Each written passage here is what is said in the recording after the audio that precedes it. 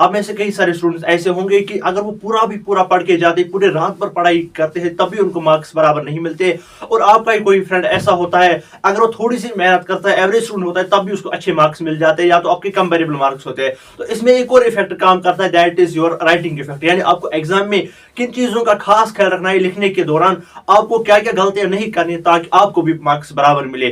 क्योंकि अगर हम बात करेंगे ना आपकी याद करने की, आपकी मेहनत की, आपकी ज्ञान की, आपके पास कितना ज्ञान है, वो काफी नहीं होता है कि आपको कितनी नॉलेज है। बट ये ज्यादा इंपॉर्टेंट रहता है कि आपकी प्रेजेंटेशन कैसे हो, यानी आप अपने आंसर को कैसे प्रेजेंट कर रहे हो वहां पे, वो ज्यादा इंपॉर्टेंट रहता है। ना कि अगर आप देखोगे कि अगर वहां पे लिखोगे आपको काफी ज्यादा नॉलेज है, आपने काफी ज्यादा लर्न किया है, लेकिन वो इंपॉर्टेंट नहीं रहता है वहां पे ये इंपॉर्टेंट रहता है कि आपने उस एग्जाम को कैसे जो है प्रेजेंट किया, अपने क्वेश्चन आंसर को कैसे जो है वहां पे प्रेजेंट किया है।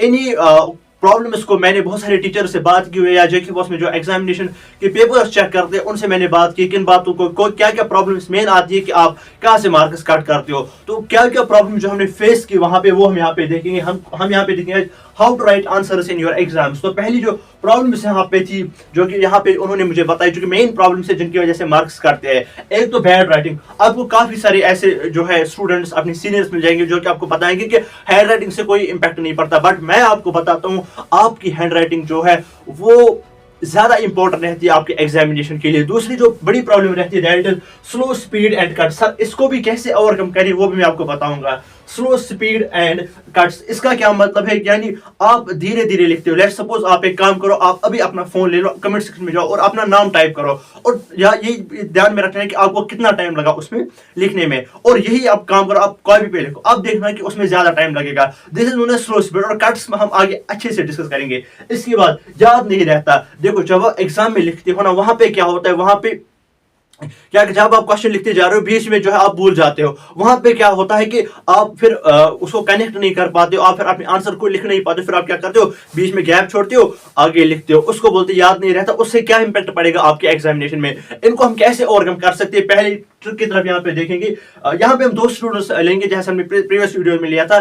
फॉर एग्जाम्पल यहाँ पे दो स्टूडेंट्स है, यहाँ पे आप ले लो, यहाँ पे मोहित है और यहाँ पे रोहित है। फॉर एग्जाम्पल यहाँ पे दो स्टूडेंट्स है हमारे पास, एक मोहित है और एक रोहित है। आप अच्छे से याद रखना है। दिस इज हियर सॉरी, यहाँ पे ये एक स्टूडेंट आपका जो है मोहित है और ये एक स्टूडेंट यहाँ पे रोहित है। देखो ये कौन सी गलतियां करेगा, जैसे हमने लास्ट में लिया था ए एंड बी स्टूडेंट, और यहाँ पे आज हम देखेंगे कि ये कौन सी गलतियां कर रहा है और ये कौन सी गलतियां नहीं कर रहा है, ताकि इसके जो है मार्क्स बराबर मिल जाते हैं। इसकी प्रेजेंटेशन कैसी अच्छी हो रही है आंसर्स की, यानी आपको कैसे एग्जाम में आपको लिखना है, वहां पे ये ज्यादा इंपैक्ट रहता है। इसके बाद चलिए पहली जो ट्रिक है यहाँ पे दैट इज फॉलो सीक्वेंस। देखो अब आप जब एग्जाम में जाओगे, अब आपको क्या करता है, आपको बीच बीच में कुछ आंसर्स आते हैं। फॉर एग्जाम्पल आपको क्वेश्चन नंबर 1 नहीं आता, क्वेश्चन नंबर 2 नहीं आता, क्वेश्चन नंबर 3 नहीं आता है। अब आपको वहां पे एग्जामिनर बोलेगा, जो आपका वहां पे जो आपको यहाँ पे ड्यूटी होगा, एग्जाम ड्यूटी होगा, वहां पे बोलेगा बेटा आप जहां से लिखोगे वहां से लेकर खाली क्वेश्चन नंबर मेंशन करना, बट उसको आपका पेपर चेक नहीं करना है। वहां पे दूसरा कोई टीचर को जो आपका पेपर चेक करेगा,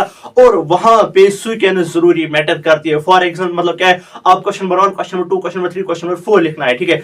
बीच में आपको क्वेश्चन नंबर 5 और क्वेश्चन नंबर 6 नहीं आता है, फिर आप डायरेक्ट 8 पे चढ़ जाते हो।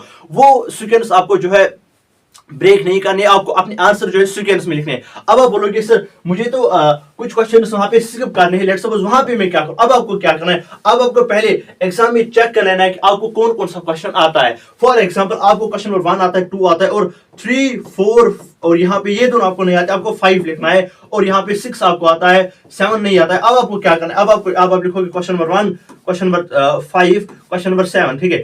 यहाँ पे आपको क्या करना है, दिस इज रॉन्ग पैटर्न। ये देखो यहाँ पे तो क्वेश्चन नंबर 2 भी आपको लिखना आता है, ये भी आपको आ रहा है। अब यहाँ पे क्वेश्चन नंबर 2 लिखोगे, दिस इज रॉन्ग सीक्वेंस, इससे आपका मार्क्स कट जाएगा, लिख के ले लीजिएगा। यहाँ से भी आपके मार्क्स कट जाएंगे। आपको बहुत सारे बोलेंगे कि ऐसे मार्क्स नहीं कटेंगे, बट वहां पे बेटा आपका जो है, जो आपका ड्यूटी एग्जाम ड्यूटी है, वो आपका पेपर चेक नहीं करेगा, आपका पेपर चेक करने वाला कोई अलग होगा। उसको उसका माइंड आपको रीड करना है। मैंने खुद जो है मतलब उनसे बात की कि पेपर चेक करने के दौरान क्या क्या जो है आपके माइंड में रहता है, आपका माइंडसेट क्या रहता है, वो जरूरी रहता है। उसके बाद क्या है, अब आपको क्या करना है, आपको पूरे पेपर में देखना है कि आपको कौन सा क्वेश्चन आता है। अब आपको सीक्वेंस में लिखना है, 1, 2, 3 नहीं आता है, 4 नहीं आता, 5 लिखो, 6 लिखो, 7 नहीं आता है। अब आपको ये नहीं करना है पहले 1 लिखोगे, फिर 2 फिर 7 लिखोगे, उसके बाद 2 लिखोगे, उसके बाद 5 लिखोगे। नहीं बेटा, सीक्वेंस को फॉलो कर लेना, इससे आपको मार्क्स कट जाएंगे। इसके बाद क्या है, दूसरी जो गलतियां करते हैं, that is slow speed and cut. Sir इसका क्या मतलब है? फॉर एग्जाम्पल, अब यहाँ पे आप कोई सेंटेंस लिख रहे हो, ये आपको फील होगा, ये आपको फील होगा। देखो इसका क्या मतलब है। फॉर एग्जाम्पल, आप यहाँ पे कोई जो है सेंटेंस लिख रहे हो, बीच में आपको कोई वर्ड जो है मिसिंग है, ठीक है, मतलब याद नहीं आ रहा है, उसके लिए हमें क्या करना है। अब आप यहाँ पे क्या करोगे, यहाँ पे थोड़ी सी जगह रखोगे और आगे जाओगे। These are known as cuts. Cuts आपको बिल्कुल भी नहीं देने हैं। अगर आपको मतलब आंसर पूरे की पूरी याद नहीं, अब आपको वहां पे क्या करना है, थोड़ा सा मतलब ऐसे वर्ड्स आपको यूज करने, ट्रिकी वर्ड्स, जिससे वो आपको लगे कि आंसर कनेक्ट हो रहा है। लेकिन कट्स नहीं देना, उससे बेहतर है कि आंसर ही मत लिखो, ठीक है, उससे बेहतर है कि आंसर ही मत लिखो। इसमें और क्या जो इंपॉर्टेंट बात है, that is slow speed. Slow speed से आपको क्या इंपैक्ट पड़ेगा, इससे आपका जो है टाइम जाया होगा, क्योंकि एग्जाम में काफी ज्यादा मतलब ओब्वियसली टाइम कम होता है। और जो मैंने लास्ट वीडियो में मैंने जो है वहां पे टिप्स बोली थी, वहां पे आपको एग्जाम जब आप खत्म करोगे अपना पेपर लिख के, तो वहां पे आपको ये बिल्कुल ध्यान में रखना है कि आपको टाइम का खास ख्याल रखना है। लास्ट में आपको 10 मिनट जरूरी रखने हैं आपने किसके लिए, जो कि आपका क्या है, रिवीजन, पेपर का आपको रिवीजन जरूरी से जरूरी करना है। सर हमें किससे बचना है? एक तो हमें अपनी स्पीड इंक्रीज करनी होगी। कट्स, सर अब हमें कट्स नहीं आने चाहिए। अब आप क्या करो, कम जैसे आप एग्जाम देने जाओगे, बस एक पेपर ले लो, ठीक है, बस ऐसे ड्रा कर दे रहा हूं, ऐसे ऐसे लाइंस, ऐसे ऐसे लाइंस, ऐसे ऐसे लाइंस, फिर ऐसे ऐसे ऐसे ऐसे। इससे क्या होगा, इससे आपके न्यूरॉन्स एग्जाम से पहले एक्टिव हो जाएंगे। 1 घंटा, दिस इज साइंटिफिक। बेटा मैं यहाँ पे फजूल बातें नहीं कर रहा हूं, मैं आपको साइंटिफिक बोल रहा हूं। क्या करना है आपको, ऐसे आपको अपने न्यूरॉन्स जो है ये एक्टिव करने हैं। एग्जाम से आधे घंटे पहले, 15 मिनट पहले आपको बस एक पेपर लेना है साथ में, बस ऐसे ऐसे करना है, ऐसे ऐसे करना है। इससे आपको क्या हो जाएगा, इससे आपकी हैंड में जो है पहली जो है हैंड और जो आपके माइंड के न्यूरॉन्स है वो आपस में कनेक्ट हो जाएंगे, और आपको एक जो है रिदम मिल जाएगा एग्जाम में, जिससे आप किस से बच सकते हो, एक तो स्लो स्पीड और कट से आप बच सकते हो, ठीक है, क्योंकि आपके न्यूरॉन्स पहले एक्टिव हो जाएंगे। वरना क्या होता है, जैसे आप एग्जाम में लिखते हो, स्टार्ट करते हो, मतलब आपने जो है मतलब एग्जाम देने गए आपने फिर जो है मतलब ये ऐसा कुछ नहीं किया, इससे क्या मतलब नेगेटिव इंपैक्ट पड़ेगा आपके लिए, तो वो ये होगा कि जैसे आप लिखने जाओगे तो आपको पहले से न्यूरॉन्स एक्टिवेट करने, बट यहाँ से आपको एग्जाम से 15 मिनट पहले, 10 मिनट पहले आपके न्यूरॉन्स एक्टिवेट हो जाएंगे और आप रेडी हो एग्जाम के लिए। दीज आर सिली थिंग्स जो आपको जो है ध्यान में रखनी है, माइंड में रखनी है, ठीक है। इसके बाद क्या है, इसके बाद है आंसर फॉरगेट। सर हमें जो है हम आंसर भूल जाते हैं, उसके लिए हमें क्या ट्रिक फॉलो करनी है,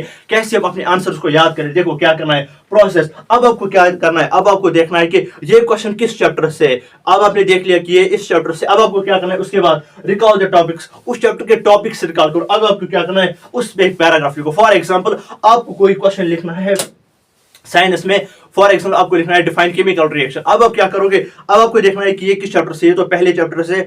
for example clean action of soap है आपका जो है, या आपका जो टॉपिक है दैट इज न्यूरॉन, आपको लिखना है। अब आपको क्या करना है, अब आप देखोगे आपको इसके रिलेटेड कुछ भी याद नहीं है जो आपने ये लर्न किया था। अब आपको क्या करना है, जो है पूरे चैप्टर को आपको रिकॉल करना है। उसके बाद क्या करना है सर, उसके बाद एक काम कर लो, उसके बाद टॉपिक्स उसके जो है रिकॉल कर लो, यानी चैप्टर का नाम, उसके बाद टॉपिक्स रिकॉल कर लो, उसके बाद उस ऊपर एक पैराग्राफ लिखो। अगर क्वेश्चन के 5 मार्क्स होंगे, वैसे तो आपका क्वेश्चन के जो आपने क्वेश्चन लर्न किया था वो आप भूल गए, अब आपके 5 मार्क्स करने के चांस। अब आप क्या करोगे, अगर आप ये चीजें फॉलो करोगे, उस पर आपको एक अपने वर्ड्स में पैराग्राफ लिखना है, तब भी आपको 5 में से 3 मार्क्स अच्छे से मिलेंगे, 3 से ज्यादा मिल सकते हैं। ये फिर डिपेंड करता है कि आपकी वोकैबुलरी कितनी अच्छी है। तो ना लिखने से बेहतर है कि आपको ऐसे अपने जो है आंसर को याद करना है। अगर आपको बिल्कुल भी याद नहीं आ रहा है, this is the best trick. आपको पहले चैप्टर को रिकॉल करना है, उसके बाद टॉपिक्स उसके जो भी होंगे उसके ऊपर एक जो है टॉपिक्स के रिलेटेड और चैप्टर के रिलेटेड थोड़ी सी जो है नॉलेज लिखो, एक पैराग्राफ बना लो, आपको मार्क्स फिर भी मिल जाएंगे। या फिर आपको कोई भी क्वेश्चन, अगर ऐसा क्वेश्चन है वो आपको आता ही नहीं है, बिल्कुल भी नहीं आता है,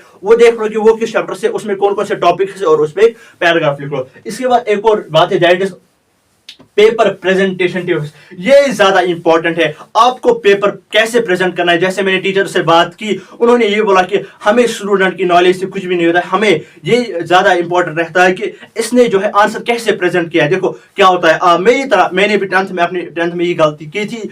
आप क्या करते हो वहां पे, जैसे आप कोई क्वेश्चन लिखते हो, आप क्या करते हो सर, बीच में कहीं पे भूल गए 2-3 लाइन, मतलब आपने हाफ जो है आंसर लिखा, अब वहां पे 1-2 लाइन आप भूल गए, आप क्या करते हो, वो 2 लाइन स्किप करते हो, फिर नीचे चले जाते हो। अब आपको उनको कैसे जो है ओवरकम करना है, पहले आपको डोंट यूज शॉर्ट फॉर्म, इसका मतलब क्या है? फॉर एग्जांपल आज जो है व्हाट्सएप चैटिंग जो है आम है, उसके बाद उसका मतलब यह है कि आप बिकॉज की जगह लिखते हो BCZ, यानी आपको लिखना है BECAUS, आप लिखते हो BCZ, या ऐसे कोई भी जो है शॉर्ट फॉर्म यूज करते हो, आपको लिखना है प्लीज, आप लिखते हो PLZ। ये बिल्कुल भी वर्ड यूज नहीं करना, शॉर्ट फॉर्म बिल्कुल भी वर्ड यूज नहीं करना, इससे आपके मार्क्स कट जाएंगे। इनको ध्यान में रख लेना, इनको माइंड में रख लेना कि शॉर्ट फॉर्म्स आपको बिल्कुल भी याद मतलब वहां पे नहीं लिखनी है, वहां से आपके मार्क्स कट जाएंगे, कंफर्म आपके मार्क्स कट जाएंगे वहां पे।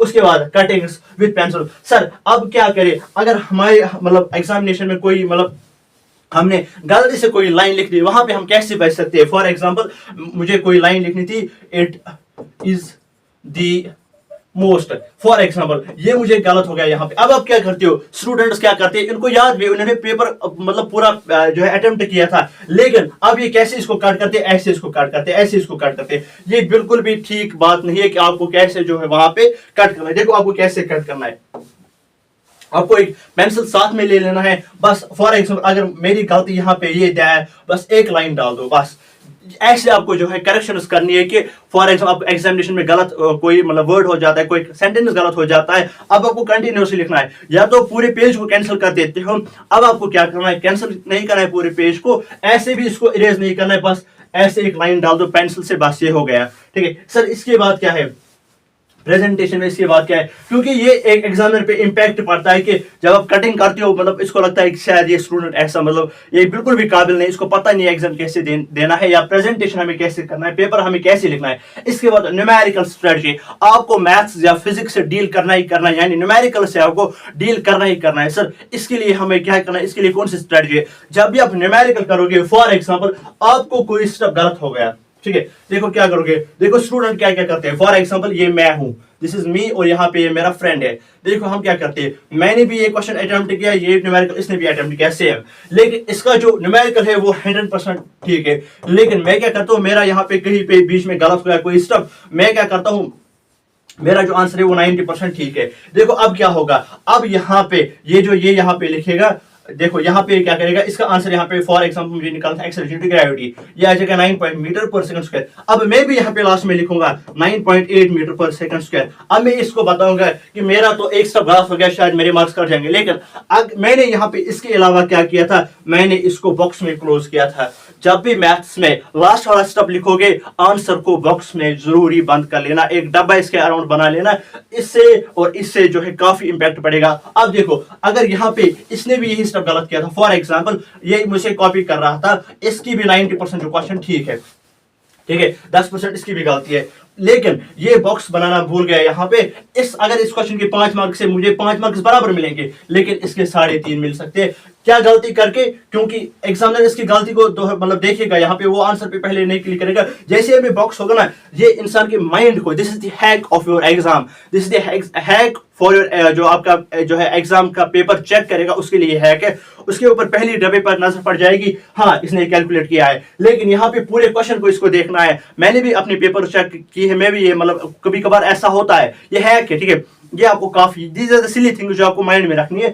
मैं यहाँ पे आंसर लिखूंगा, यहाँ पे मैं आंसर देख सकता हूँ, लेकिन जैसे मैं ये चेक करूंगा, मुझे इसमें पूरा पैटर्न देखना है कि इसने इसको कैसे अटेम्प्ट किया है। यहाँ पे कट सकते हैं मार्क्स, लेकिन अगर दोनों ने 10% गलती की है, यहाँ पे ज्यादा जो है पॉसिबिलिटी है कि यहाँ पे मार्क्स नहीं कटेंगे। ये आप ध्यान रख लेना कि बॉक्स को बना लेना, चाहे आप कोई भी न्यूमेरिकल कर रहे हो, ठीक है। इसके बाद क्या है सर, डिफरेंस वाले क्वेश्चन। देखो अब आपको क्या है, कहीं पे आपको क्वेश्चन आता है डिफरेंस वाले question, find difference between soaps and detergents for example, ठीक है। वहां पे आपको क्या करना है, देखो आप क्या करते हो, मैंने काफी सारे स्टूडेंट्स को ऐसा देखा हुआ है, ये भी मैंने एग्जामिनर में बताया, जो एग्जाम में पेपर चेक करता है ना, उसी ने मुझे ये बात बोली है कि हम क्या करते हैं, जैसे कोई कहीं पे क्वेश्चन होता है, for example difference between soaps and detergents मैंने माना, ठीक है। मैं पहले क्या लिखता हूँ, मैं लिखता हूँ सोप्स की डिफिनीशन, ठीक है। यहाँ पे एक पैराग्राफ लिखा, यहाँ पे पैराग्राफ लिखा, यहाँ पे पैराग्राफ लिखा, नीचे में लिखता हूँ व्हाइल एज, देखो आपने भी ऐसे कहीं ना कहीं आंसर्स लिखे होंगे डिफरेंस वाले, while as detergents are, detergents है, देखो ये काम करते हैं सॉफ्ट वाटर में, आप लिखो सोप्स